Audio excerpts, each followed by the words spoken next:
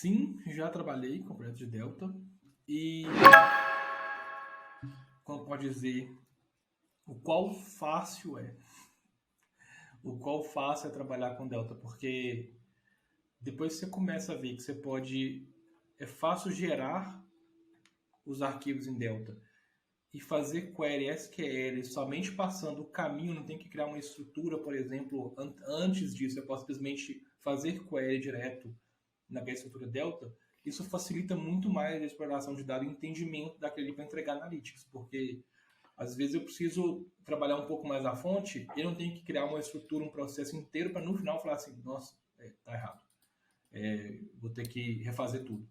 Não, beleza, vou fazer a query no arquivo, beleza, do jeito que eu quero, não tá. Volto para o processamento, altero, o append ou override, dependendo do que eu estou fazendo bem de teste, é bem simples. É uma linha de comando. Gente, eu não me considero um desenvolvedor, tá? Então, e eu mexi com isso antes de trabalhar com realmente fazer projeto em Python. Então, eu vejo qual simples é uma linha de comando.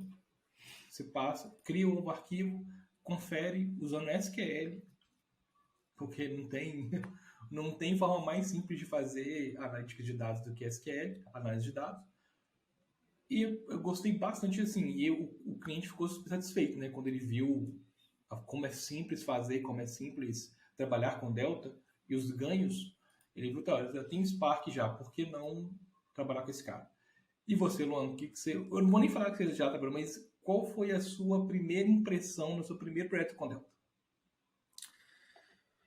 Cara, assim, o primeiro projeto que, inclusive, a gente fez lá fora de melhoria de um ambiente Spark, os caras utilizavam o Data Lake para consultar as informações, só que eles tinham milhares de arquivos e, na verdade, toda vez que você rodava essa engine de Spark para consultar essas informações, você precisava colocar isso dentro dos data frames, né? Ou seja, eu tinha que ir lá no disco, no Data Lake, trazer esses dados para dentro do data frame, e dependendo do tamanho eu tinha que reorganizar, reparticionar essas informações para poder consultar essas informações.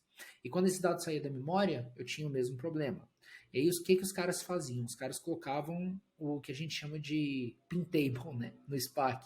A gente colocava essas tabelas em memória. Só que o que acontecia eventualmente é as tabelas ficavam muito grandes, na verdade tabelas data frames, né, ficavam muito grandes. E esses data frames colidiam com os processos de analytics que estavam rodando. Então você não tinha espaço disponível no cluster para poder fazer o quê? Executar o seu pipeline. Quando o Delta, quando o Delta foi lançado, a primeira coisa que a gente fez é trazer os dados de forma em streaming de tudo que estava no Data Lake para dentro das tabelas deltas. E agora, toda vez que eu fazia uma query específica, eu estou utilizando um mecanismo de pesquisa eficiente como no banco de dados. Então, eu tenho cláusula where, eu tenho cláusula group by, eu tenho cláusulas que fazem com que eu consiga filtrar o dado de forma inteligente. Então, basicamente, eu escrevo uma query analítica e o Delta Lake vai tem um mecanismo onde ele vai te dizer o seguinte, olha, legal, esse dado que você está querendo procurar, ele está nesses seguintes arquivos aqui, e eu vou trazer essa informação para você. Só para você ter uma ideia, a gente saiu de um ambiente onde o cara demorava entre 5 a 15 minutos, beleza? Para um ambiente onde o cara demora 30 segundos para fazer uma consulta, tá? Entre 20 a 30 segundos. É o mesmo ambiente, a gente só implementou o Delta. Sem contar que a gente tem a questão de histórico, né? Tipo assim, que uma coisa que a gente pode falar que antes, já tinha a versão antes da versão 1.0, na 0.9, se não me engano, vou confirmar para vocês aqui, 0.8. A gente já conseguia startar streaming a partir de uma tabela de uma versão específica. Então, o time travel já é uma coisa muito madura, é uma coisa que a gente quando te mostra para o cliente, fala assim, não, beleza, os dados estão aqui, tudo mais. Ah, mas se eu quiser fazer um reprocessamento, se eu quiser ler um dado anterior do dado que foi sobrescrito, por exemplo, vê a versão, volta a versão, vê o dado que você quer, você pode fazer para uma nova tabela, se você quiser, ou processar baseado naquela versão e continuar a vida que segue. A facilidade, igual você falou assim, você não tem que modificar, você modifica código simples para ter um ganho gigantesco.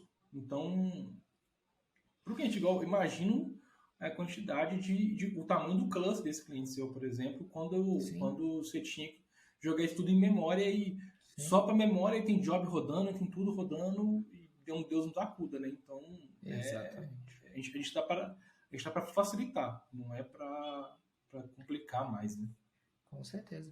Cara, e pra gente, considerações finais, o que eu deixo aí pra vocês, gente, pesquisem, entrem no www.delta.io, dê uma olhada, se você utiliza Spark, se você gosta de Spark, coloca isso como uma obrigatoriedade de projetos que comecem agora, utilize Delta, porque não existe outro melhor recurso para você fazer. E para projetos antigos, caso você tenha que fazer algum performance improvement, considerem colocar o Delta também e ter um sucesso absurdo dentro desse cara. Né? Se você tem o Databricks por padrão agora na versão, se eu não me engano, 8.1 a partir da 8.1, o Delta se tornou o storage padrão de armazenamento do Databricks. Então você não precisa nem se preocupar se você está utilizando ou não, porque você vai estar utilizando, que é o melhor formato possível para você utilizar. Qual consideração que você deixa aí para o pessoal, Matheus? A consideração é a gente ter muito cuidado com os data lake houses que a gente quer, então não é simplesmente o carro é novo, a gente tem que entrar e pilotar. O Delta Lake versão 1.0, para quem tem Spark, eu considero como obrigatório para a gente. Se não estiver no ambiente, pode fazer, não é nenhuma questão de aumentar a complexidade, pelo contrário, vocês vão perceber que vocês vão, na verdade, no meio do caminho, vai reduzir a complexidade do atual, porque é isso que ele faz, tá? Ele simplifica muita coisa. Então, realmente estudar, entender conceito, não é simplesmente eu vi um Data Lake House, eu tenho que ter um Data Lake House. Não, não é assim que funciona. Vamos entender primeiro se eu preciso ter. Se eu já tenho um processo de Data Lake, eu tenho um processo de Spark rodando, aí vale muito a pena transformar aqui no Data Lake House, mas é avaliar a necessidade da empresa, né? Simplesmente porque é bonito, porque é novo, porque o Luan e o Matheus mostraram várias coisas boas que eles trazem, que eu vou simplesmente colocar, né? É realmente entender o momento e realmente, se for o momento, é fazer. Não é simplesmente a gente ficar no mas não, vamos fazer então, que vamos impulsionar isso aí, tá, gente? Da maneira correta. Não é simplesmente desaguar toda a informação que está vindo de fora aqui dentro e fazer desgovernar. Vamos fazer de maneira consciente para a gente conseguir construir um mercado de engenharia de dados no Brasil que ele seja conciso, que ele tenha uma base sólida de conhecimento e não de, tipo, pega a tecnologia que está vindo e vamos tentar fazer. Não deu certo e volta para o Hadoop.